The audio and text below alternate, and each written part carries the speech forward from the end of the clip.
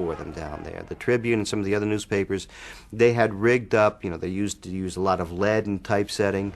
They had melted lead, and they had jerry-rigged these sluices so they could pour melted lead on the crowd when they came to attack them. On July 15th of 1863, Army units fresh from the battle at Gettysburg finally began to arrive in New York. The troops fired on the rioters for 24 hours until the mob was finally subdued. What's horrible about the draft riots, they were out of control for days. The police literally could not stop it. Secondly, that it was up close and personal. That to die in the draft riots or to kill somebody, you had to almost look them in the eye. Herbert Asbury, author of Gangs of New York, compared the death toll of the draft riots to the battle at Shiloh. He cited chronicles of the day that reported more than 2,000 people dead. The truth is, in the mayhem, no one can know the exact number, but it was vast. Many of the victims were poor people with little connection to official bureaucracy. Hundreds of black families chose to leave New York for good. The politician Boss Tweed had a hand in quelling the tensions after the riots. Tweed pushed through a special low-interest loan program that made it possible for poor New Yorkers to buy their way out of the draft as well. The move served Tweed, of course, cementing his votes with the poor Irish as the war ground on for 2 more years. New York had to begin the painful process of reuniting and rebuilding, and there were many who would profit as a result, including, of course, the gangs of New York. None more so than Boss Tweed, though he would soon be exposed at last and brought down by a cartoonist. One of the great figures to come out of this period and out of New York is William Tweed, probably the most corrupt politician in American history. The appearance of the law must be upheld, especially while it's being broken. The way he balanced becoming the benefactor of the poor to a certain extent and also making a lot of money off whatever he got his hands on. And I think you have to understand Tammany Hall went up to the 1950s, maybe the 60s, with that power, and they affected presidential elections. Deliver these folk to the polls on a regular basis, and there'll be a handsome price for each vote goes Tammany's way. You're a great one for the fighting, Bill, I know, but you can't fight forever. I can go down doing it. And you will. From the ashes of the Civil War, one politician who rose to power took corruption to a level not seen since. The New York Times called Boss Tweed himself the leader of a gang that ruled New York as Napoleon had ruled France. In the climate he encouraged, the real gangs of New York thrived and made more inroads on legitimacy, thanks to the power of their numbers and something many of them had never had before, a vote. If you're in the streets and you want to keep control of votes, you almost don't have a choice. You have to deal with the gangs. And Tweed deals with the gangs, and Tweed himself is corrupt, and he's able to use them for many purposes. They're very useful to him. The middle class began to be offended by Tweed's corruption, but not everyone cared. To the immigrants, to the Irish, to the gang members, he was kind of a hero. They didn't care if he was stealing money. Why should I care if he's stealing money? Who's he stealing money from? He's stealing it from the city. But I'm not the city. I'm a new Irish immigrant somewhere. I barely got a job. This is how he stole a lot of the money.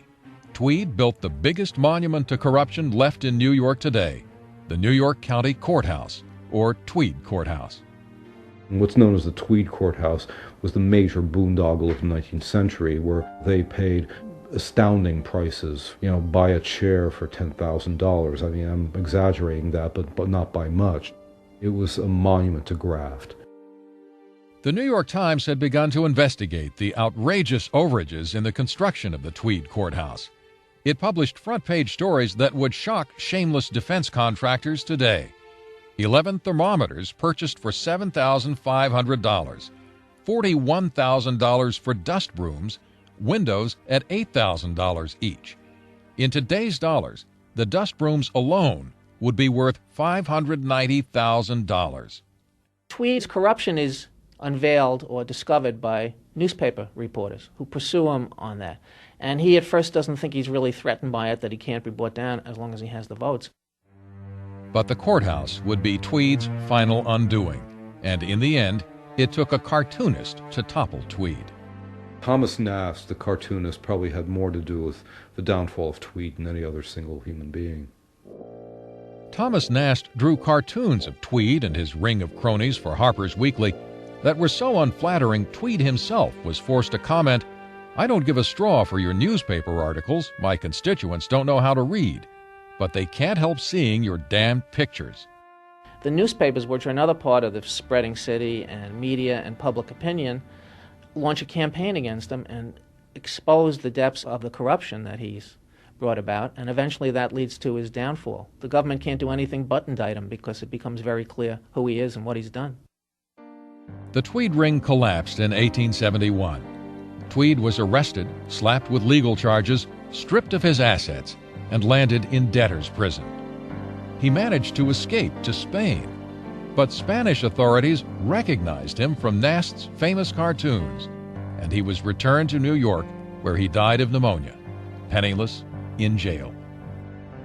Tweed left a legacy of corruption, but he also built two of America's greatest museums, the Metropolitan Museum of Art and the American Museum of Natural History, and provided thousands of jobs to starving Irish immigrants. Still, many gangs were rooted in the tight, terrible conditions in the 5 Points.